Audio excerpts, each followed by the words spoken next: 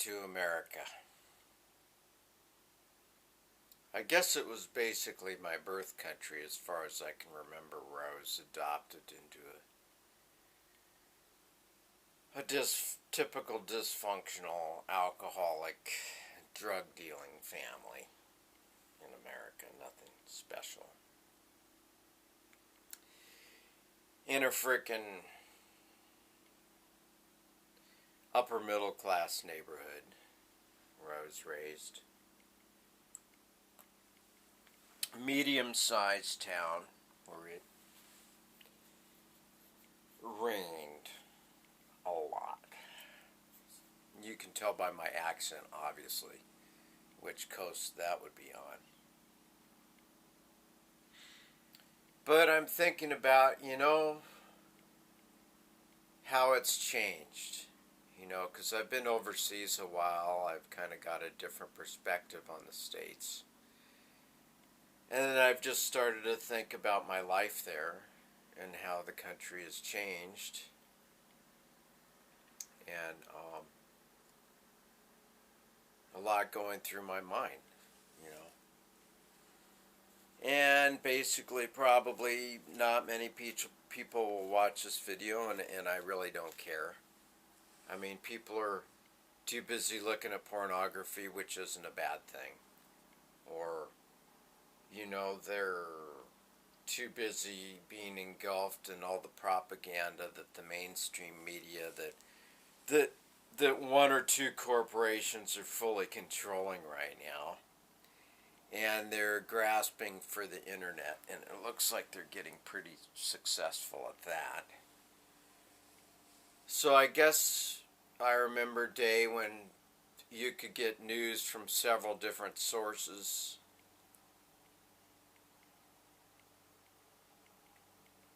I guess in my early days of life,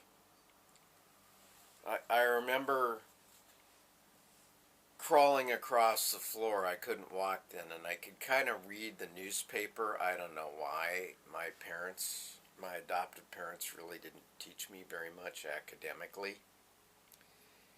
And I just realized that I was like on the wrong planet. Not the wrong country, but the wrong planet.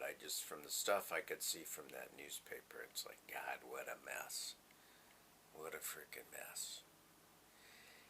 And I remember the days of saying Pledge of Allegiance to the flag. We had to do that. And we had recesses, and there wasn't a lot of violence in the school I went to. It's like the students kind of knew each other, and the parents knew the students. In a mid-size, I think maybe it was like 600,000 back then. And it was basically safe. You could go anywhere in the city pretty much, except for one particular area you might run into problems because of your skin color. But other than that, it was basically safe and clean.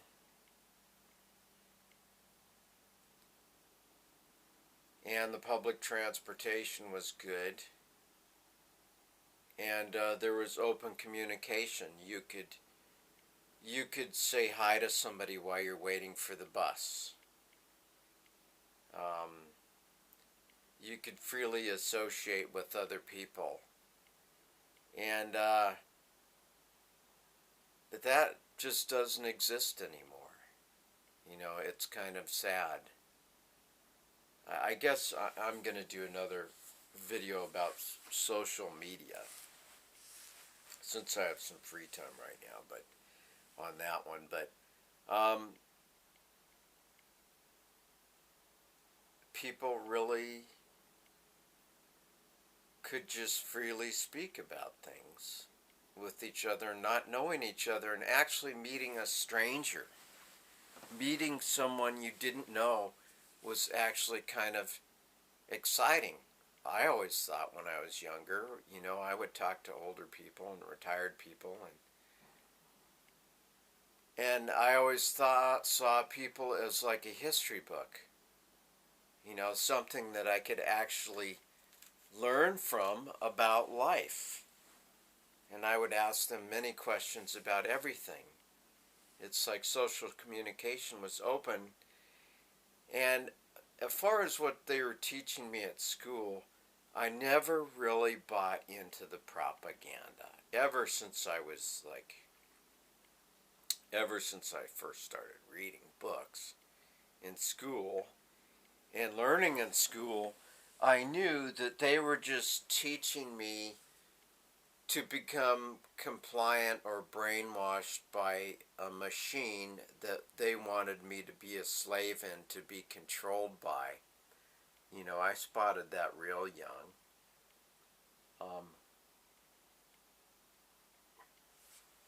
Basically, I just saw through all the stuff of the system, and I thought, well, I'm just going to learn this information so I can be a slave. I can be a tool for the people that are really in control. And I realized that probably, I don't know, 4 or 5 years old, maybe before that. But it wasn't so extreme. But anyways, that's kind of just a personal thing. But I remember it being pretty much a safe country for the most part where I grew up. And also there was fish in the ocean. I used to like to fish. It was before the video games and everything. Now everybody's like locked into this. I still don't like video games. This is nothing against gamers, but my point of view with all of that is it's just become conditioning for people to become involved in the military training for the military industrial complex for warfare. A lot of the games, and then also with the video games, it just creates a two-angled view of life, of the game. It's you in conflict against this thing that you're trying to compete against. And that would be another video there. That's social conditioning. And that would be another video there. So I'm lucky that I did natural things like fishing when there was fish to catch. Before it got fished out, I kind of grew up around the water. And basically that was when there was fish to catch, I fished. And then when the big trawlers with the 3-mile nets, and trawlers from other countries and fishing boats from other countries and super fishing boats wiped everything out, and a lot of the natural species of fish are gone and continue to deteriorate, But I remember a time when you knew your neighbor, and you could play with your neighbor's kids when you weren't being conditioned academically at school. And yeah.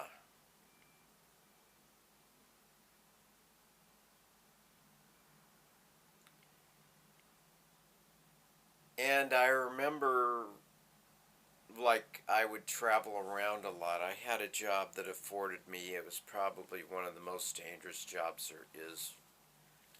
Not to brag, I mean, if you take the statistics and everything, I worked a really dangerous job, but what it afforded me was I would work my tail off for a certain amount of months, 12-hour days, longer, no vacation and all that. And then I would get like a big huge vacation, like maybe 2-3 months a year, 4 months a year, and then I could go explore other parts of America. I've driven cross-continent probably 15 times, mostly from like like from Canada to like Florida. I never ventured that much up into DC or New York in that area, or Maine or any of that, so I can't tell you about a lot about that area of the states. And I remember when gas was cheap, when you could afford to do that, and you could just sleep in your car at a truck stop, and it was no problem. And maybe you can still do that. I don't know. And parks were free. A lot of parks, you didn't have to pay a dime to go to a public park. You could go there free and do camping or have your barbecue or whatever. It didn't cost you any money and stuff. And it looks like we're going to go into a part two. But, you know, and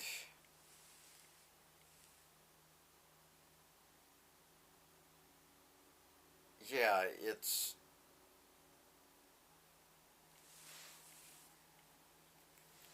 you could travel around. I remember, like,